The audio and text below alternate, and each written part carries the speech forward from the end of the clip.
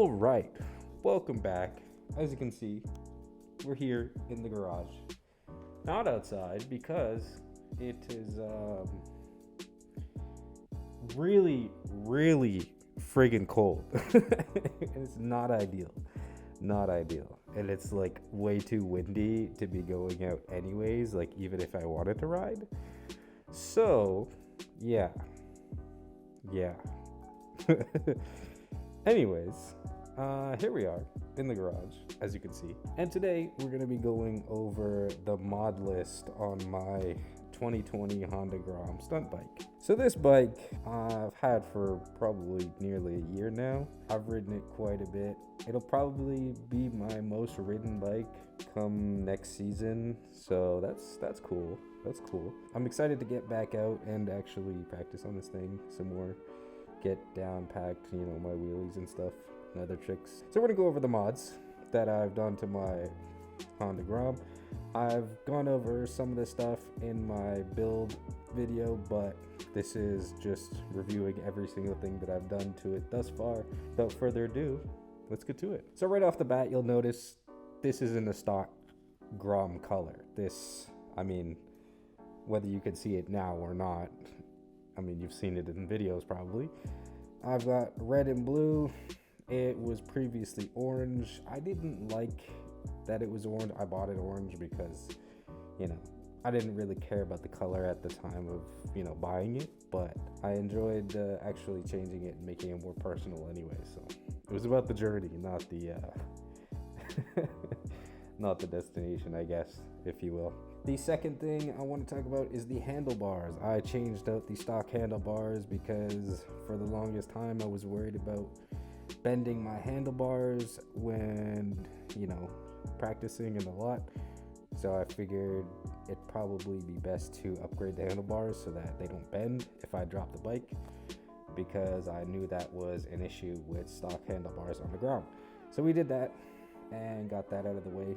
We have a set of Pro Taper SE78 Carmichael Edition handlebars on this, which I got off Marketplace. Nothing too crazy, probably like $40 or something like that. But they were meant for a smaller bike, but they give the same wide grip that you need on a stunt bike. So I enjoy it. I like it. The next mod that I've done would be the clutch.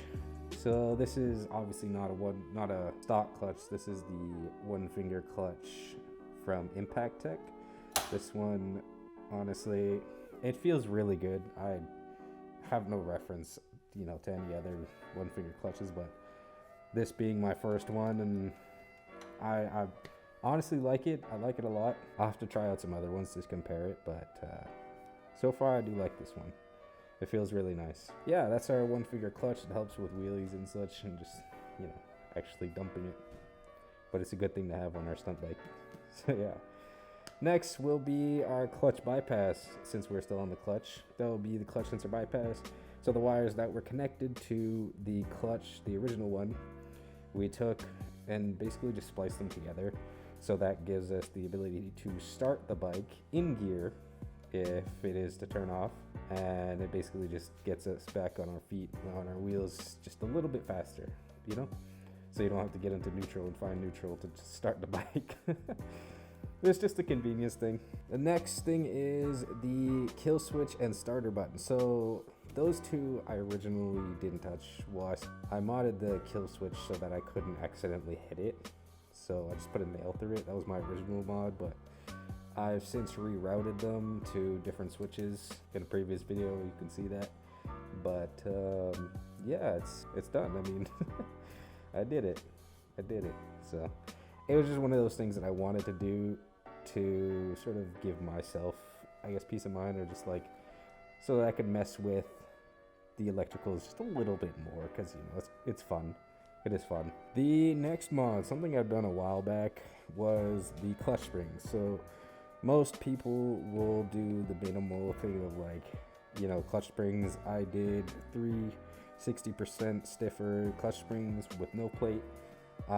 Pretty much got them off Amazon, I think, or something like that. And I pretty much just put them in there, stuck them in, You know, same staggered positioning, so we're not getting any uneven like wear or whatever. But it has made a difference. It really did. You could tell the difference when you pop the clutch in the stiffer springs. So it's definitely a good mod to have. I personally enjoy it quite a bit. We will move to the sprocket, so our drive system. The sprocket in the front is not stock. It is a 14 tooth sprocket.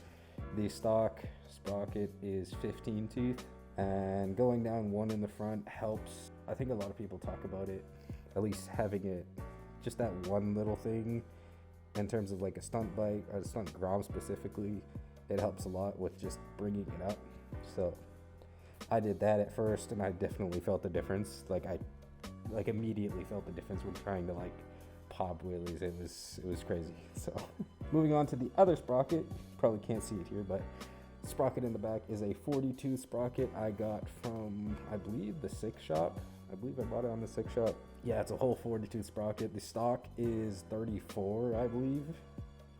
It's either 34 or 36. I'm pretty sure it's 34. Pretty sure. Yeah, something small like that. But we went full like stunt bike mode, and we put it a 40 tooth on the back. It's not the biggest you can get for the Grom, but I wanted to go decently big so I don't have any issues like doing lot stuff. So that's pretty much it for my drive system. As for crash protection, I mean, it's kind of like the main thing before you get anything else. On a stunt bike, you should be getting crash protection. That should be number one. Like, I notice so many people go try and learn wheelies on their Grom, and then they loop it, and what's the first thing they break? Their rear sets. So you don't even need like a sub cage or anything crazy. Just if you were to get some like fat pegs and replace your regular like rear sets or foot pegs, it would save a lot of pain and trouble. Although even just having the sub cage will pretty much, you know, protect that. Anyways, so I've got Impact Tech rear sets and sub cage and 12 bar. Honestly, I haven't tried any other, you know, crash protection brands, but Impact Tech so far has been really good. It's saved my bike on quite a few drops now, so I'm definitely happy with it. It's a pretty good brand. I'll say that much. It's done its job.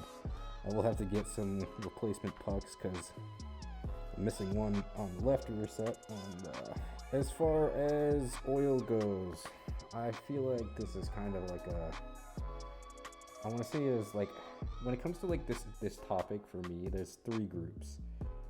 When we talk about like Groms, I think specifically, and like the oil situation. So there's the people who run Groms with no pickup or no rotella. They're just basically stock oil, whatever, and they have no issues. And you know, they're one group. And then there's a second group which uses the oil pickup mod, and they swear by it. Like, they'll tell you should get an oil pickup if you do wheelies on your Grom. So that's another group. And then there's the group which I'm a part of that uses Rotella T6, like just diesel engine oil, and they swear that you don't need an oil pickup and that this does pretty much the same thing without needing to work. Anyways, I think it's just something with the viscosity of the diesel engine oil. Anyways, I don't know the specifics. I don't really care, but I got Rotella T6 5W40 in my engine. I put an oil stabilizer in it too, just because, you know, I wanted to make sure my engine was sort of tip top. I had the unfortunate issue previously of oil leaking into my airbox and it leaking out of my airbox overflow. So I had to deal with that for a while until it eventually just stopped. And then I think I found my oil was a little too low. So I did an oil change. I did my crankcase breather mod, so I added a filter onto it and it stuck up somewhere in here. Since I added a little too much oil, it pretty much pissed oil everywhere. You probably can't see the rag I keep underneath it just in case it drips, because it happens to leak a little bit of oil out of the breather hose. So yeah, she's a little leaky, but it's okay. Also, don't talk about the fact that I'm missing a case bolt right here because the thread snapped on it. Isn't that just great? We love our stunt bikes. I don't even know how that happened. It just did. Anyways, other than that, I mean, I've got a kickstand bypass. That's another mod. It's a convenience mod, same thing. It just allows you to get back up and go quicker. It makes it so I can put the bike in gear while the kickstand is down and just go. So obviously you want to remember to put your kickstand up regardless, but yeah, it's just a convenience thing. So and then I just have a personal mod. I was just messing around with the electrics one day. I was like, I wonder if it can work. I'm not going to demonstrate it today, but I've got a switch that sort of connects my tail light, and it just allows me to turn it on and off. It's nothing crazy. I just thought it was kind of cool. So yeah, it just literally allows me to turn my my tail light on and off. But yeah, other than that, that's the mod list on my 2020 Honda Grom stunt bike. I not finished building it. It's not quite at its end length yet. I think the last thing I want to do to it is add a handbrake setup, and then I think that's it. I don't think there's anything else that I want to do to it that I'm going to do. But other than that, yeah. As always, I appreciate you guys for hanging out. And with that being said, I'm done.